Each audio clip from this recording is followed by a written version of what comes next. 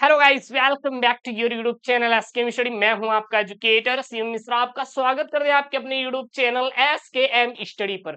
अच्छा, आपसे मैंने प्रॉमिस किया था, एक चीज याद रखें, जितने भी बच्चे हैं कहेंगे कि सर आप हर 2 दिन पे 1 दिन पे आप पेपर लेके आते। भाई मेहनत करना पड़ रहा है, पता है, रात को सोते नहीं, अपनी स्टडी करने के बाद आपकी तैयारी कराते हैं। बिकॉज पता है क्यों? क्योंकि आपको मैंने प्रॉमिस किया है 21 सेट देने का, और ये 21 सेट ना 4 महीने में दे पाएंगे, मतलब जनवरी तक आपका कंप्लीट हो पाएगा। पूछे कैसे? क्योंकि हर एक विषय का मैं महीने में 3 सेट दूंगा सॉल्व। आपके कितने विषय हैं? 5। 5 तिहाई कितना हो गया? 5 तिहाई कितना? 15। 15 दिन में 15 सेट, और फिर 15 अनसॉल्व।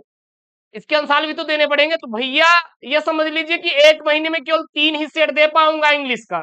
सॉल्व अनसॉल्व मिला के 6 सेट। 6 सेट मतलब वही रहेगा, एक अनसॉल्व रहेगा, दूसरा सॉल्व रहेगा उसी का। तो कुल मिला के आपके 1 महीने में केवल 3 ही दे पाएंगे एक सब्जेक्ट के। 5 सब्जेक्ट है, 5 15 दिन लगेगा। ठीक है ना? तो 1 महीने में 3 3 सेट हर एक सब्जेक्ट के मैं दूंगा। बहुत मेहनत हो रही भैया, चैनल को सब्सक्राइब करिए, वीडियो को लाइक करिए। अब ये मैं गारंटी लूंगा आपसे, आप कमेंट करते हैं, पूरे यूपी बोर्ड में ये गारंटी लूंगा, जितना भी मैं आपको सेट दे रहा हूं, अगर ये सेट प्रॉपर वे में तैयार कर ले रहे हैं सारे के सारे, तो मैं आप इस चीज का मैं गारंटी दावे के साथ बोलूंगा, 95% क्वेश्चन आपको मैं इन सेट से फंसा दूंगा। लेकिन हर एक सेट आपको पढ़ना पड़ेगा, 21 सेट आपको तैयार करना पड़ेगा। तो क्या आप मेरे साथ कर पाए? क्या हमारे साथ करने के लिए एकदम है कि नहीं कि हाँ सर हम 21 सेट पढ़ लेंगे? दावे के साथ मैं आपसे दावेदारी बोलूंगा कि भाई सब पूरा तैयार हो जाएगा। वैसे 4 महीने में 4 12 सेट हुए, लेकिन पेपर के दौरान मैं आपके लिए अलग से बनाया हूं। वो मैं आपको 10 सेट ना तगड़े वाले दूंगा, 9 सेट वो पेपर में देंगे, टेंशन मत लेना। तो ये जो सेट रहेंगे आपके लिए 12 सेट बहुत इंपॉर्टेंट रहेंगे। हर एक सेट अपने आप में सर दावेदारी रखता है 95 दिलाने का। आप लोग चैनल से जुड़ जाइए, नहीं जुड़े हैं किसका वेट कर रहे हैं? आपका पड़ोसी जुड़ गया, आप नहीं जुड़े हैं, और इसका PDF Telegram channel SKM study से डाउनलोड करिएगा।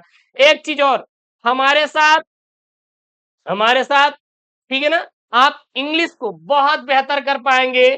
आप बिल्कुल भी परेशान मत होइएगा और कॉपरेट करिएगा हमारे साथ। ऐसा नहीं कि तुरंत तुरंत सर ये हो गया कैसे हो गया। हम चीजों को बहुत ही शॉर्ट, सिंपल ट्रिक्स के द्वारा समझाएंगे, तभी तो आप चीजों को गेन कर पाएंगे। हमें हर चीजों में बुद्धि नहीं लगानी होती बैल वाली, कहीं कहीं आप स्मार्ट तरीके से भी नंबर गेन कर सकते हैं। चीजों को बनाना, अभी जैसे मान लीजिए आपका आपके पड़ोसी से लड़ाई हो गई, अब पुलिस वाला आ गया, गलती आपकी रहेगी लेकिन आप बना कर बोलते हैं ना, तो वहां पे तो बनाना आ रहा है, लेकिन आपको मैं वहां पर ही बनाना सिखाऊंगा जहां पर आपका लाइफ सुधरेगा, मतलब बोर्ड में कि बनाकर कैसे लिखना है। तो ये रहा आपका सर इंग्लिश का पेपर। इंग्लिश का पेपर, और आज का इंग्लिश का पेपर का कोड क्या होने वाला है? 316 DW करेजा पेपर कोड होने वाला है। 316 DW आपका पेपर कोड होने वाला है। और SKM study Google play store से डाउनलोड करिएगा जाके, वहां पे आपको बैचेस शुरू है, ठीक है ना। 100 नंबर का सर पूर्णांक रहेगा, 100 में आपको 33 नंबर पास होने के लिए चाहिए। मैं गारंटी दे रहा हूँ, सीएम दे रहा है कि आपका ये आपका स्कोर हो जाएगा, चिंता मत करना। 3 घंटे 15 मिनट का टाइम मिलेगा, सफिशियंट है सर। हम 3 घंटे 15 मिनट में बहुत सारा चीज हम कर सकते हैं, हमें कोई चिंता नहीं है, ठीक है ना। इतने में आपका बहुत टाइम मिल जाएगा। कुछ यहाँ पे जर्नल इंस्ट्रक्शन दिए गए हैं, निर्देश दिए गए हैं।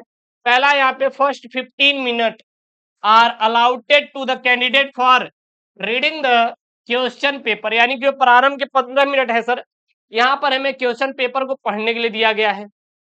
ऑल क्वेश्चंस ऑल कंपल्सरी, मतलब सभी क्वेश्चन करना क्या है, अनिवार्य है। Marks are indicated against question, एक जो नंबर है वो क्वेश्चन के सामने दिए गए हैं। सबसे पहले सेक्शन है आपका रीडिंग रहेगा। मैं अगर आपको इसको ट्रिक से करवा दूं तो कोई दिक्कत, मैं एक आपको क्वेश्चन ट्रिक से बताऊंगा, बाकी आप अपने से खुद कर लेंगे, कोई चिंता नहीं होगा। मतलब ये 15 नंबर आपको मैं फ्री में दिलवाऊंगा। कैसे? आप सबसे पहले काम करिएगा, पेपर में जितना भी पैसेज है आप पढ़ लीजिएगा।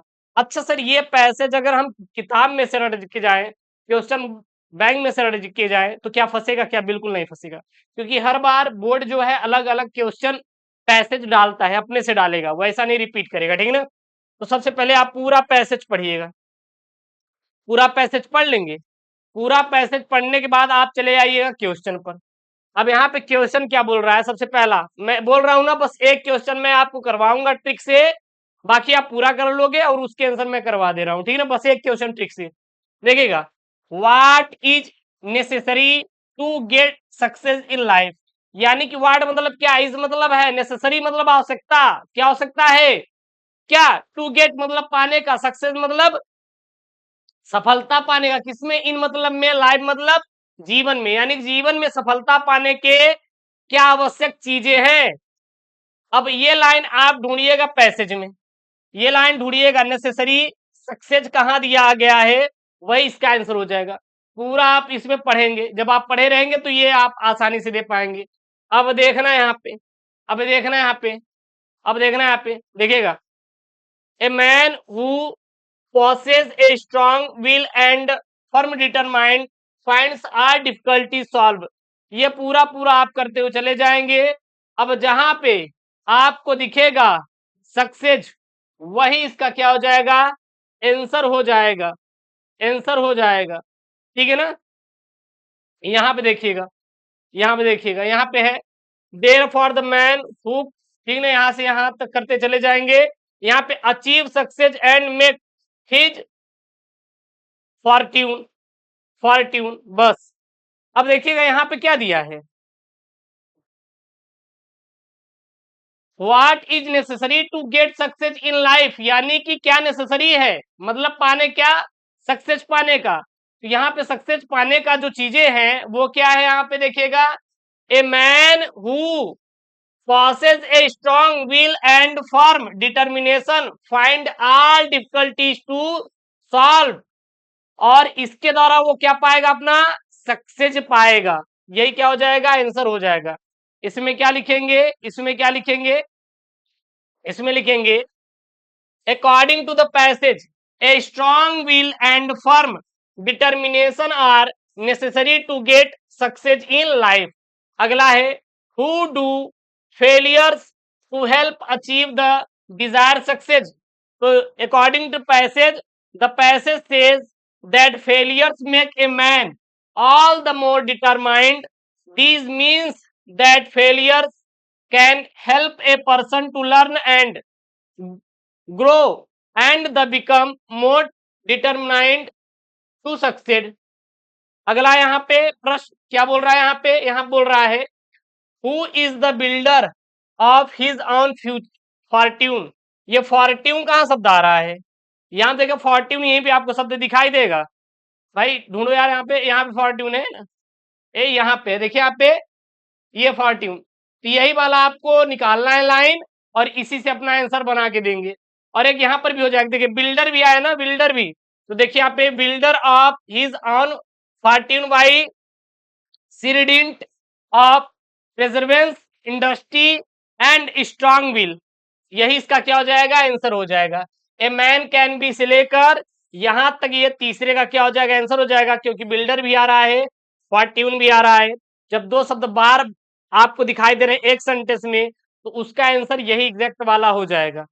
तो देखिए वही चीज यहाँ पे लिखा गया है, अलग से कुछ लिखा नहीं गया है। देखिए मैन वाला वो उठाया है, द पैसेज सेज दैट ए, अब मैन से ही लिया है ना, वहां पे मैन था, man can be builder of his own fortune, this means that each person is responsible for their own success और फेलियर। अगला है what kind of people invite miseries in their life, इसमें क्या लिख देंगे, इसमें लिख देंगे ही passage express that the man who is lazy, sluggish and refrains from doing his duty invite trouble and suffering in his life। उसके बाद यहाँ पे है find word from passage we can means following, यानी कि आप फाइंड करना, जैसे यहाँ पे सबसे पहला है, यहाँ पे ये क्या पहला वाला है, explain in the underline portion in of the passage, यानी कि आपको एक्सप्लेन करना है, जो अंडरलाइन है पैसेज में उसको थोड़ा बढ़ा चढ़ा के लिख दीजिएगा, वही इसका क्या हो जाएगा, आंसर हो जाएगा। चलिए देखते हैं, ऊपर आएंगे तो यहाँ पे आपको देखेंगे तो यहाँ पे एक इंग्लिश का लाइन है, इसको अंडरलाइन करके बोला है, किसी को आप क्या करिए, आप बढ़ा चढ़ा के लिखिए, steer clear of the dangers and difficulties. बस इसी को आपको एक्सप्लेन कर देना, मतलब कि बढ़ा चढ़ा के लिख देना है और ज्यादा ही आपको कुछ भी नहीं करना है। यहाँ पे steer clear of the all dangers and difficulties means avoiding danger and difficulty is a natural indict but is not always possible. उसके बाद है write the opposite of success. तो सक्सेस का अपोजिट क्या होता है? फेलियर होता है। Write the adjective form of the word. Resolution का क्या होता है? रिजोल्यूट होता है। रिजोल्यूशन का क्या होता है आपका वर्ड? रिजोल्यूशन का होता है रिजोल्यूट, ठीक है ना। बस उसके बाद अगला आ जाएगा आपका सेक्शन बी, जो कि रहेगा राइटिंग। राइटिंग में देखेंगे तो आपका एक आर्टिकल आएगा, एक आएगा आपका लेटर। क्या आएगा? एक लेटर आएगा, एक आर्टिकल आएगा। देखिए यहाँ पे क्या है, right an article on any one of the following topics in about 100 to 150 word, यानी कि 100 से 150 शब्दों में आपको देगा आर्टिकल। अच्छा, यहाँ पे एक मैंने चीज जोड़ा है, ऐसे। ऐसे मतलब क्या होता है? निबंध होता है और आर्टिकल भी होता है, समझ लीजिए। अच्छा, आर्टिकल ऐसे में अंतर क्या होता है, बात समझिएगा। आर्टिकल का मतलब होता है कि जो चीजें हैं एग्जैक्ट वही लिखना, जो सत्य चीजें हैं, जो यूनिवर्सल ट्रूथ है। और ऐसे मतलब कि आप ऑन सेंटेंस, यानी खुद के सेंटेंस में बना के आपको लिख देना, वो क्या कहलाता है? निबंध कहलाता है, ऐसे कहलाता है। जैसे कि मान लीजिए, अगर मुझे ये लिखना है कि गाय गाय नीली भी हो सकती है, पॉसिबिलिटी है बट पॉसिबल नहीं है। यहाँ पे संभावनाएं जताई जा रही हैं कि जो गाय है नीली हो सकती है, बट होएंगी नहीं एग्जैक्ट। वो क्या हो जाएगा? निबंध हो जाएगा। गाय काली, सफेद और भूरी होती है, वो तो है भाई भाई, वो पॉसिबिलिटी नहीं बल्कि वो पॉसिबल है, होती है तो होती है। तो दैट्स द, वो क्या हो जाएगा? आर्टिकल। बात समझिएगा। यहाँ पे 3 आर्टिकल बोला है, और आप देखें ये तो हर साल आपका एक आर्टिकल रिपीट होता है डाउरी सिस्टम पर। डाउरी सिस्टम पर आपका रिपीटेड आर्टिकल है। तो determines of dowry system, science in the service of Mankind, unemployment, ये भी आपका रिपीटेड है। ये आपको थोड़ा नया देखने को मिलेगा क्योंकि ये 2024 में आया हुआ है। ये पिछले साल भी आया था, इस बार भी आया है। अनएम्प्लॉयमेंट पिछले साल भी आया था, इस बार भी आया है। तो दोनों में सबसे इंपॉर्टेंट तो आपका ये है स्टार मार्क्स, और ये है स्टार मार्क्स। और करना है ज्यादा तो आप ये भी कर लीजिएगा, कोई दिक्कत नहीं, ठीक है ना। लेकिन मैंने यहाँ पे लिया है determines of dowry system. Dowry system का सर हिंदी क्या होता है? दहेज प्रथा होता है। आप लोग दहेज लेंगे कि नहीं जरा बता दीजिएगा। और आप लोगों के लड़कियों को देने की जरूरत नहीं है, ठीक है ना, खुद जॉब पा जाइए। Dowry system in our country is an Asian system introduce introduced in our country to show love, care and support to newly wedded couple. It is the process of transferring property to the groom's family from the brides. यानी कुल मिला के हमारा जो ये दहेज प्रथा का सिस्टम है, ये बहुत प्राचीन से चला आ रहा है, जिसमें हम गिफ्ट के तौर पर या फिर अपनी जो प्रॉपर्टी है, लड़की वाले जो लड़की वाली यानी जो दुल्हन की फैमिली होती है, वो दूल्हे के फैमिली को अपना प्रॉपर्टी देती है, ट्रांसफर करती है। The entire system has lost it true intention and has just become a social problem and the curse to the society. अगला है nowadays the dowry system is becoming like a business from some caste. मतलब ये कुछ जातियों में ये business हो चुका है। अगर भैया लड़के की सरकारी नौकरी लग जाती है तो उसको मिलेगा दहेज में 20 लाख रुपए, 30 लाख रुपए, करोड़ों रुपए डिमांड करेंगे। The dowry system is become a burden from the brides family, यानी कि जो दहेज प्रथा दुल्हन की फैमिली के लिए यह एक बहुत बड़ा बोझ है, बर्डन है। Many times it demand is not fulfilled from the boy side, then the marriage is cancelled at the last moment. कभी कभी भैया शादी भी कैंसिल हो जाती लड़की तरफ से, लड़के की तरफ से। क्यों? क्योंकि लड़की वाला पैसा नहीं दे पाया, जो डिमांड किया था लड़के वाला उसके अनुसार भाई वो फॉर्च्यूनर नहीं दे पाया, तो लास्ट मोमेंट मतलब शादी होने वाली थी 1 महीने बाद शादी कैंसिल हो गई। क्यों? क्योंकि पैसा नहीं मिला। अबे यार कैसे लोग हैं यहाँ पे। During the British Raj the dowry system was made mandatory, leading to immense pressure on the bride's family financially. Dowry violence has become a prominent aspect यानी feature that can be observed till violence as a method to extract money and costly जो कि valuable gift and home gadgets. This system leads to women being dependent on their husband or in-law after their marriage. ये है भैया dowry system पर, दहेज प्रथा पर एक आर्टिकल। तो तगड़ा दहेज प्रथा होता है, मजा आ गया, पड़ गई नहीं, बस ऐसे लिख देना यार, आपको पूरा नंबर मिल जाएगा। 100 से 150 शब्द में लिखना है, बस दैट्स ऑल। बहुत बच्चे पॉइंट टू पॉइंट लिखेंगे तो कोई दिक्कत नहीं, बना के लिख सकते हैं। अगला है यहाँ पे तीसरा वाला आपका आएगा लेटर।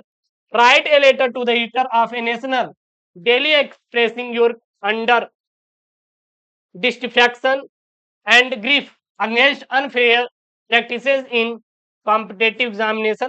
10 नंबर का आपको मिलेगा। अगर इस पे लिखना चाहते हैं, इस पे नहीं लिखना चाहते हैं, तो आप इस पर आप लेटर लिख दीजिएगा। Write a letter to your friend inviting him to attend your sister marriage. चलिए हम लोग इसी पे करने वाले हैं यहाँ पे आज हम लोग इसी पे लेटर करेंगे, यानी कि ये पेपर में आप देखेंगे तो भाई साहब क्वेश्चन जबरदस्त सॉल्व होने वाले हैं, नहीं? चलिए सर, लेकिन कुछ चीज आपको भी सॉल्व करना है, मैं बोलूंगा क्या क्या सॉल्व करना है, ठीक है ना? चलिए लिखेंगे आंसर। हम लोग किस पे लिख रहे हैं?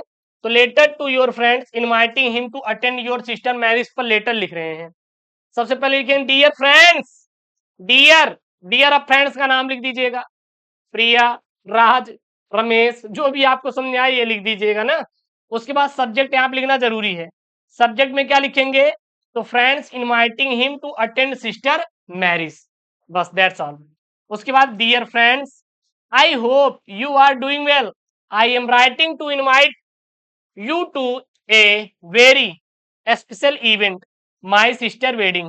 It will be a joyous occasion and it would not be completed without you there and the wedding will take places on a wedding date लिख सकते हैं फरवरी, मार्च, अप्रैल, जो मजा आए आपको।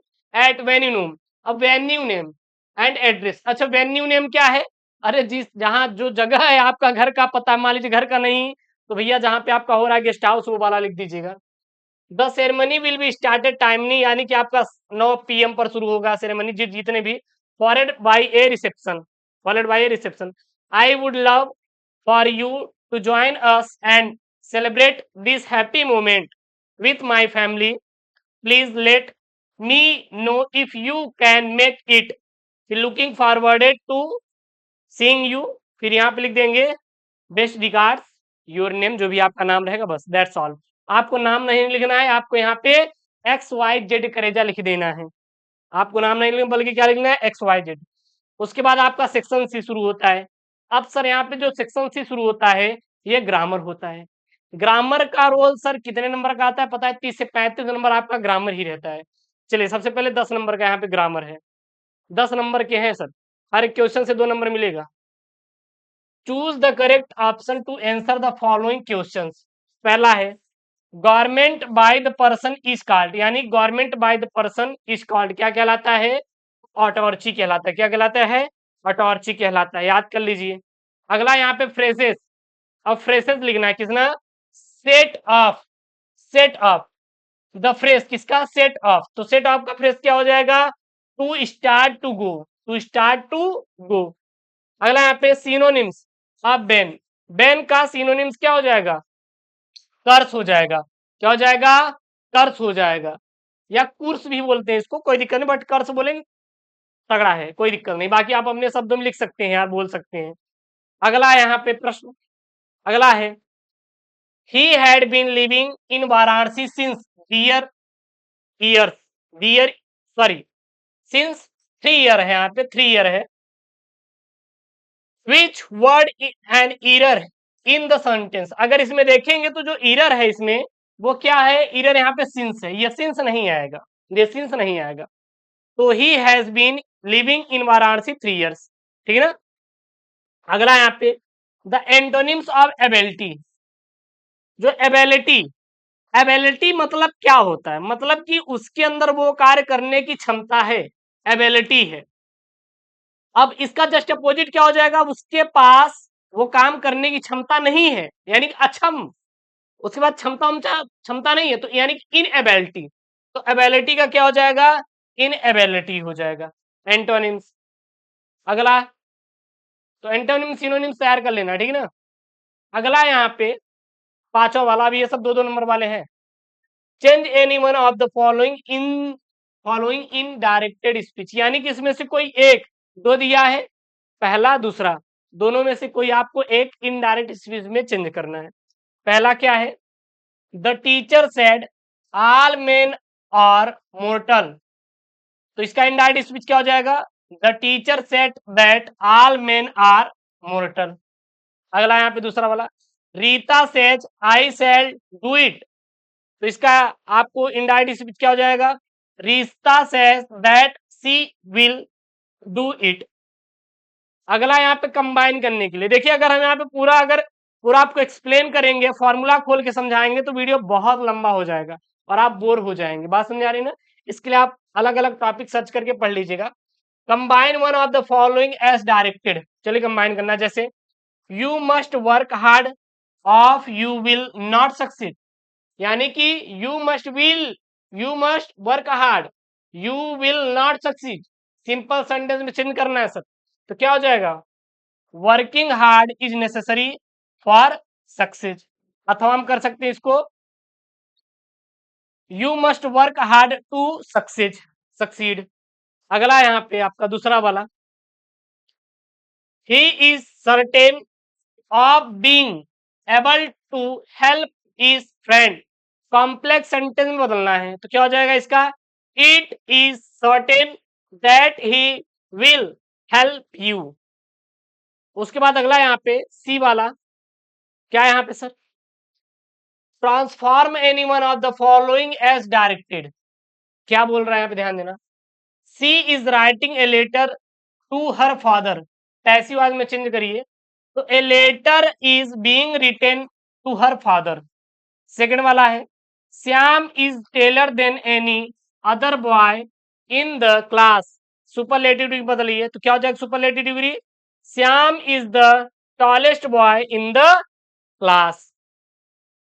अगला डी वाला है यहाँ पे, क्या है, correct any one of the following sentences, correct करना है, जैसे यहाँ पे my friend Ramu is junior than me, तो आंसर क्या हो जाएगा, my friend Ramu is junior to me.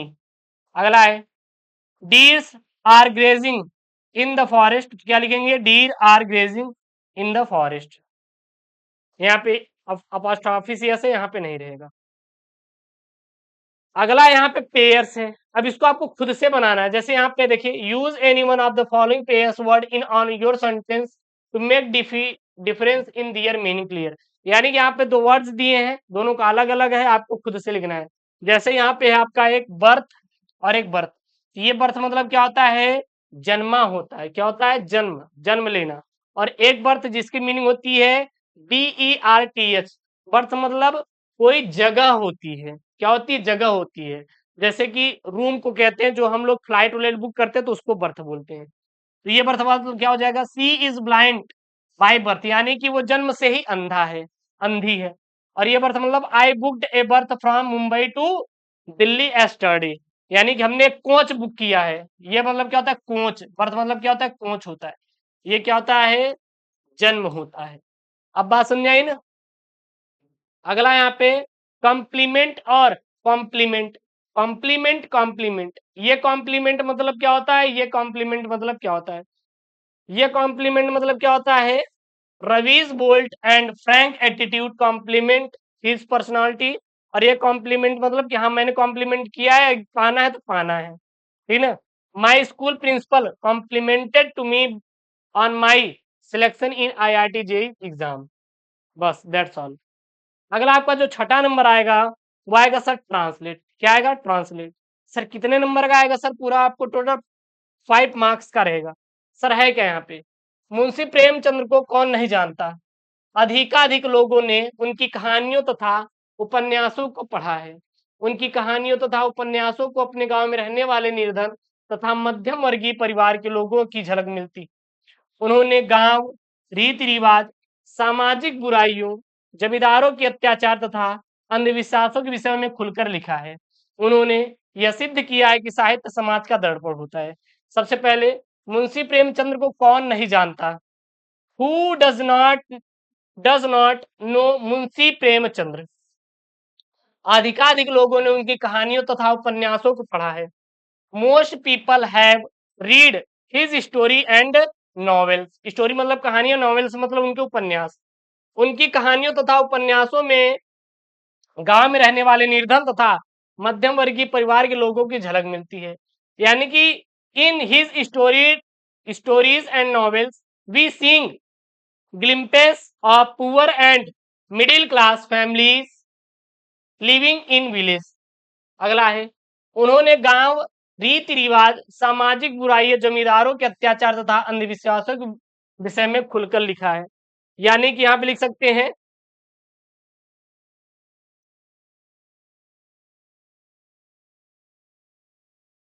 He wrote he wrote openly मतलब खुलकर, उन्होंने लिखा है खुलकर, about village customs, social evils, social में जो सामाजिक बुराइयां होती हैं, the the apportion of landlord and super super super titans. अगला यहाँ पे उन्होंने यह सिद्ध किया है कि साहित्यिक समाज का दर्पण होता है। He should that literature is mirror of society. बस दैट्स द सॉल्व। उसके बाद आपका आएगा सेक्शन डी जो कि लिटरेचर रहेगा। लिटरेचर, अच्छा एक बच्चा कमेंट किया था कल हमसे, साथ कॉल पे पूछा था, वो पूछा सर लिटरेचर है क्या? हमें लिटरेचर में चीजें नहीं समझ में आती। जैसे लिटरेचर में समझिएगा, जो लिटरेचर है और सप्लीमेंट्री रीडर्स जैसे है enemy, the enemy, the last lesson, ये सब क्या है? ये सब लिटरेचर है। यहाँ से आपके प्रश्न बनते हैं। यहाँ से एक शॉर्ट बनता है, एक लॉन्ग बनता है। शॉर्ट जो क्वेश्चन रहेगा, शॉर्ट मतलब जिनके 40 शब्दों में आंसर देने रहेंगे, मतलब 4-5 लाइन सफिशियंट है। और लॉन्ग में जिनका आपको कम से कम 180 शब्दों में आंसर देना रहेगा। जैसे यहाँ पे आपका है सेक्शन डी जो आपका क्या रहेगा? लिटरेचर रहेगा। अब लिटरेचर में आपकी किताबें आ जाती हैं। जैसे यहाँ पे answer the following question in 40 words each other, यानी कि यहाँ पे 2 का आपको आंसर देना है। हर क्वेश्चन पे आपको 4 नंबर मिलेगा, ठीक है ना? और यहाँ पे 4 क्वेश्चन रहेंगे। जैसे ए में 2 क्वेश्चन, ए और ए में अथवा, आप ए वाला करिए या फिर इसका अथवा करिएगा। बी में 2 क्वेश्चन, बी या फिर उसका अथवा, तो जो आएगा वही करना है आपको। जैसे यहाँ पे आपका है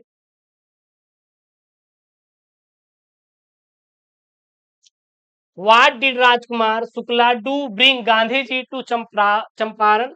मान लीजिए अगर ये नहीं आ रहा है, इसका आंसर है, आप इसको खुद से सॉल्व करिएगा यार, जो सिंपल लगे खुद से। क्वेश्चन बैंक है, उतारो छापो। वही मैं बोला था ना कि आपको हमारे साथ सर करना तो पड़ेगा, करना तो पड़ेगा, ठीक है ना? क्या करना पड़ेगा? इंतजार चीजों को, हाँ मैनेज करना पड़ेगा, तभी मजा आएगा। अब इसको मैं करवा दे रहा हूँ, खुद टिक लगा लीजिए, खुद से याद कर लेना। नहीं याद हो रहा है तो हमें बताइए, करवा दूंगा।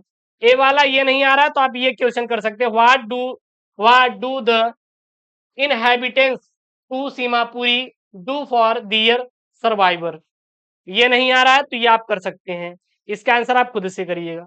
उसके बाद देखिए बी वाला क्या है, what did Gandhi do improve and miserable condition from the farmer at Champaran.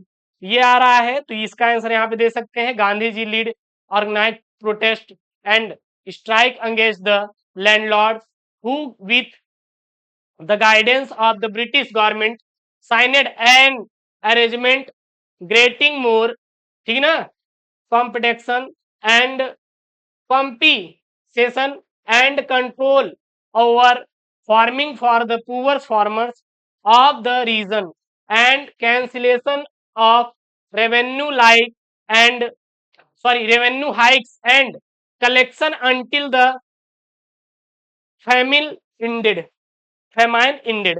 अथवा में अगर ये नहीं आ रहा तो इसका आंसर दे सकते हैं what was the unity of garbage for the poor children in Seemapuri. अगला यहाँ पे 8वां वाला है। 8वें में आपके 2 क्वेश्चन रहेंगे 7-7 नंबर के, तो एक दे देंगे आपको 7 नंबर मिलेगा। जैसे यहाँ पे है आपका क्या है, describe the hazard and working the glass bangles industry. ये नहीं आ रहा है तो इसका आंसर दे सकते हैं what did Douglas do to overcome his fear of water. तो इसका आप आंसर जो है खुद से याद कर लेना, ठीक ना, मैं क्या ही रटवाऊं यार, खुद से रट लेंगे तो ज्यादा बेहतर रहेगा। बाकी तो मैं आपको सॉल्व करवा ही दे रहा हूँ सब कुछ। इसका आंसर मैंने ये पूरा पूरा लिखा है, आप इसको याद कर लीजिए, स्क्रीनशॉट कर लीजिए, सबसे बेस्ट यही रहेगा। जो आपके पास किताब है वहीं से इसको कर लेंगे, सबसे बेहतर रहेगा। उसके बाद आपके पास एक्सट्रैक्ट आएगा, ये पूरा एक्सट्रैक्ट रहेगा 6 नंबर का। इसको मैं आपको बाद में ट्रिक्स के द्वारा समझाऊंगा, अभी के लिए आपको खुद से इसको करना पड़ेगा। यहाँ पे है that for theme slave act cooling covert make से लेकर यहाँ से यहाँ तक है, हाँ हेवन ब्रिंग तक है। इसके आपका क्वेश्चन है why is grandeur associated with the mighty dead. तो ये है आपका। फिर यहाँ पे बी वाला क्वेश्चन है, इसका आंसर भी मैंने करवा दिया है, बाकी आपको करना है तो कर लीजिएगा, कोई दिक्कत नहीं, ठीक है ना, ये आप कर सकते हैं बी सी डी का। उसके बाद अगला आएगा आपको लिखने के लिए right the central idea of any one of the following poems, 4 number का है, तो ये मैं आपको करवा दे रहा हूँ, आप परेशान मत होइएगा। यहाँ पे my mother eight 66 the A think of beauty ऑन्ट Jennifer's tiger. ये बार बार यही रिपीट होता है यार, हर बार रिपीटेड होता है। अगर ये 3 आप पढ़ लिए काम खत्म हुआ, आपको अलग से कुछ पढ़ने की जरूरत नहीं रहेगी, आपको एक उठाएंगे पेपर बस यही मिलेगा। क्या यहाँ पे थिंक ऑफ ब्यूटी पर सेंट्रल आइडिया लिख रहे हैं, बस प्यारा सा छोटा सेंट्रल आइडिया लिखिए, 4 नंबर मिल जाएगा। The central idea of A think of beauty is that beautiful things provide internal Joy and comfort helping us overcome the challenge and sorrow of life. Beauty is nature and lift our is spirits and makes life worth living despite its imperfection। ये आप पूरा ए think of beauty पर central idea तैयार कर सकते हैं। अगर आपकी किताब में कोई और है, आपको लग रहा है नहीं सर हमें ये तैयार करना चाहिए, कर सकते हैं, कोई दिक्कत नहीं है, मुझे कोई दिक्कत नहीं है। ऐसा नहीं कि बस यही तैयार करिए इंग्लिश से। उसके बाद 11 में भी आपका आएगा, 2 क्वेश्चन आएंगे आपको 11 में, ए और बी। ए में 2 टू रहेंगे, ए करिए आप, फिर उसका अथवा करिएगा, बी में भी ऐसे रहेगा। यहाँ पे ए है, इसका भी मैंने आंसर कराया है what prediction was made by the astrologer about the tiger king. तो इसको आप लिख सकते हैं, कोई दिक्कत नहीं है, ठीक ना। यहाँ पूरा पूरा मैंने करवा दिया है। अथवा मान लीजिए नहीं आ रहा है तो ये वाला आंसर दे सकते हैं what circumstances forces doctor Sadao father to send him to America. ये मैंने पूरा इसका आंसर दे रखा है, अगर इससे सरल में कोई दिखे तो याद कर लेना, स्क्रीनशॉट कर लो। उसके बाद बी वाला है यहाँ पे who the mister Lamb how do Derry get into the garden. ये आप कर लीजिए, अगर ये नहीं आ रहा है तो कोई दिक्कत नहीं, पेपर में इसका अथवा में करके दिया, इसका आंसर दे सकते हैं हु वाज हना हाउ डिड हना मीट शैडो, कोई दिक्कत। उसके बाद 12 नंबर में 2 क्वेश्चन आएंगे, ए और बी, दोनों में से कोई एक आंसर देंगे, 7 नंबर मिलेगा। जैसे यहाँ पे है what impression do you form of doctor Sadao both as a doctor and a human being on the basis of the story the enemy. तो ये आपका आंसर रहा पूरा पूरा, ठीक है ना। और अथवा में वो नहीं आ रहा तो आप इसका आंसर ये दे सकते हैं how did the Maharaja fulfil his wow what dangers did he face while fulfilling it। तो इसका आंसर ये पूरा पूरा रहा यहाँ पे आपके सामने, ये पूरा इसका आंसर है। तो मैंने यहाँ पे आपको क्लास 12 इंग्लिश का पूरा पेपर सॉल्व कराया है, कोई दिक्कत नहीं होना चाहिए। जो मैंने आपको दिया है करने के लिए आप खुद से करिएगा, अगर वो भी नहीं समझ आ रहा है तो मैं तो यहाँ पे खड़ा हूँ, कोई दिक्कत नहीं। जैसे इतना पढ़ा रहे हैं और थोड़ा पढ़ा देंगे, 10-15 मिनट लगेगा। अगर कोई यहाँ पे त्रुटि है, कोई इशू है तो बिल्कुल आप कमेंट बॉक्स में अपना प्यारा सा कमेंट करिएगा, हम आपके पास फिर हाजिर होंगे अगले वीडियो में। आपको एक प्यारा सा लाइक करना है, एक प्यारा सा कमेंट करना है और अपने दोस्तों के साथ इस वीडियो को शेयर करना है। मिलते हैं नेक्स्ट वीडियो में। ओके दोस्तों, thank you, Jai Hind, take care, bye bye and love you all यार।